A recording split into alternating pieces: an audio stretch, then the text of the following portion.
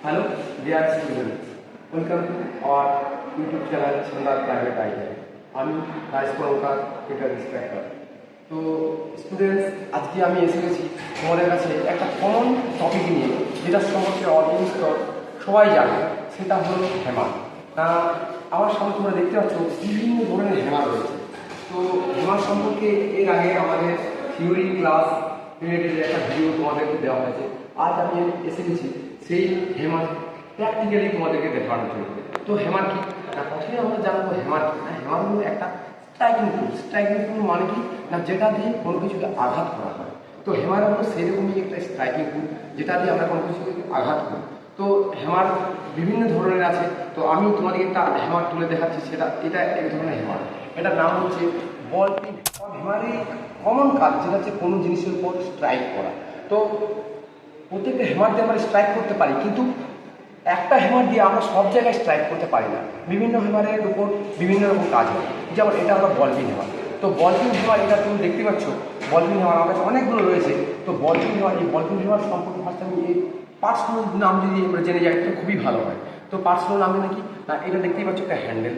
তো এটা বলা হয় ফেস, এটা বলা হয় চিপ, এটা বলা হয় পিন, আর এই দুটো পোর্শন বলা হয় নেক, আর এটাকে বলা হয় আই। তো দেখতেই পাচ্ছ একটা বল পিন হ্যামার খুব সুন্দর হ্যান্ডেল লাগানো আছে।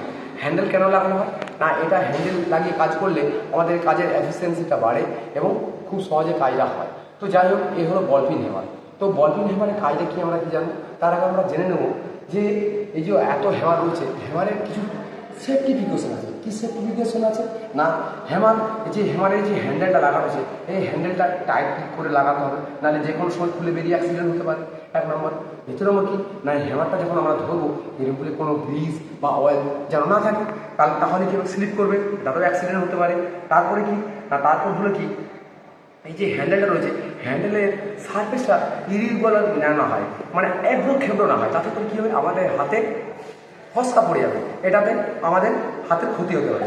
তারপরে কী হতে পারে, তারপরে এই যে ফেস দেখতেছি, এই ফেসটা কখনো কোনো ইউজ করতে করতে আমাদের মাশরুম সাইজ হয়ে যায়। মাশরুম বলতে না এইরকম সাইজ হয়ে যায়। তখন কি হয়, আমরা কোনো জায়গায় যখন স্ট্রাইক করি সেটা স্লিপ করে যায়। তার জন্য আমাদের কী করতে হবে, এটা যখনই মাশরুম সাইজ হবে সেটা আমরা গ্রাইন্ডিং করে আবার ফেসটাকে প্লেন করে দিতে হয়। বোঝা গেল। এরপর এই বল পিন হ্যামার, এই বল পিন হ্যামারের কাজ না, বল পিন হ্যামার দেখতে পাচ্ছ এটা ফেস জেনারেল পারপাসের জন্য ইউজ করা হয়। এটা হলো পিন, এটার একটা স্পেশাল কাজ হয়। এটা কি না, এটা মেনলি রিভেটিং পারপাস, রিভেটিং যে ফাস্টেনার হয় সেই রিভেটিং করার জন্য আমরা এই পিনটাকে ইউজ করি। আর এই যে ফেস, এটা কমন পারপাস। আর একটা কথা তোমাদেরকে বলে দিই, এই যে বল পিন হ্যামার দেখতে পাচ্ছ, এই বল পিন হ্যামারটা হচ্ছে কমন ইঞ্জিনিয়ারিং হ্যামার। মানে আমাদের ওয়ার্কশপের যে টুলবক্সের যে হ্যামারটি থাকে সেটি মূলত এই বল পিন হ্যামারটি রাখা হয়। ঠিক আছে, এই হলো বল পিন হ্যামার। এরপর চলো আমরা নেক্সট হ্যামারের কাছে চলে যাই। সেটা হলো এই দেখো, এটা হচ্ছে একটা কাঠের হ্যামার। এটাকে আমরা বলি ম্যালেট, উডেন ম্যালেট। তো এই ম্যালেট কি, এই ম্যালেট দেখতে হচ্ছে এটা কাঠের। তার মানে বুঝতে পারছো যে এটা কোনো হার্ড কাজের জন্য নয়, সব কাজের জন্য। এটা আমরা মূলত সিট মেটাল যে কাজ হয় সেই সিট মেটালের উপরে এই হ্যামারটাকে ইউজ করি। এরপরে চলো নেক্সট চলে যাই আরেকটা হ্যামারের কাছে। এই হলো দেখো ভিন্ন ধরনের হ্যামার। এর একটা ফেস রয়েছে আর এই মুখটা চেরা রয়েছে, এটাকে আমরা বলি ক্ল হ্যামার। এটার কাজ কি না, এটার কাজ হলো কি, আমরা যখন কোনো কার্পেন্টারি কাজ করে তখন দেখবে তারা কোনো ফাস্টার করার জন্য নেল মানে পেরেক দিয়ে সেটাকে ফাস্টিং করে, কিন্তু যখন প্রয়োজনে ওই নেলটা যদি তুলতে হয় তখন কী হয়, এই ক্লর যে ফেসটা রয়েছে এই চেরা পিনটা, ওটা দিয়ে ইজিলিভাবে নেলটাকে তোলা যায়। তার জন্য কি ওরা জেনারেলি কার্পেন্টাররা এই ক্ল হ্যামারটাকে ইউজ করে। এরপর চলে যাই নেক্সট একটা হ্যামারে। এটা দেখো, এটার নাম হচ্ছে ওল্ডিং চিপিং হ্যামার। ওল্ডিং তোমরা দেখতে পাচ্ছ, এটা অদ্ভুত ধরনের এই জন্যই না, এটা আমরা আমাদের স্টুডেন্টরা নিজেরা বানিয়েছি, তার জন্য এটা একটু অদ্ভুত ধরনের হয়েছে।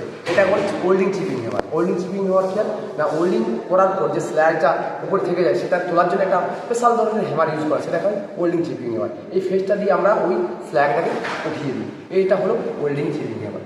এবার চলো নেক্সট আরেকটা হ্যামার কাছে চলে যায়, যেটা তোমার সবাই দেখেছো হয়তো।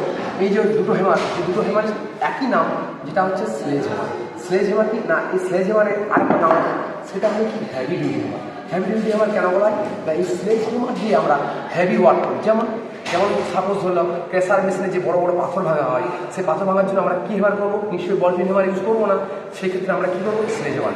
স্লেজ হ্যামারটা আবার বিভিন্ন ওয়েটের হয়, তোমার 2 কেজি, 2.5 কেজি, 5 কেজি, 10 কেজি, যেমন পারপাসে তুমি ইউজ করবে সেই ওয়েটে তোমাকে হ্যামার ইউজ করতে হবে। যেমন সাপোজ কোনো একটা বাড়ির ওয়ালকে ভাঙতে হচ্ছে, সেক্ষেত্রে যদি আমাদের হ্যামারের প্রয়োজন হয়, তখন নিশ্চয়ই আমি বল পিন হ্যামার বা মেলার ইউজ করবো না, তখন আমাকে কী করতে হবে? হেভি ডিউটি হ্যামারটাই ইউজ করতে হবে, মানে স্লেজ হ্যামারটাই ইউজ করতে হবে।